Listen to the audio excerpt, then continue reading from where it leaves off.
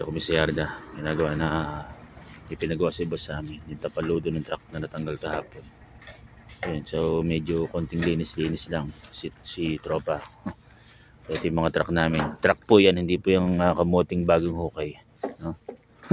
Marumi lang talaga. Yan. Yung mga truck namin dito. Iveco, Renault, Volvo. At ito yung isang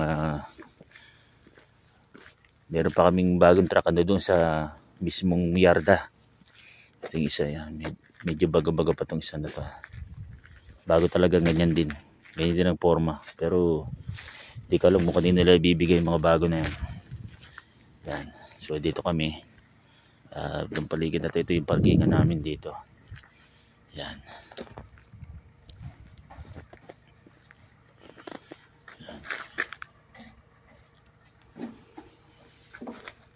Yung oras na to medyo napakalamig lang.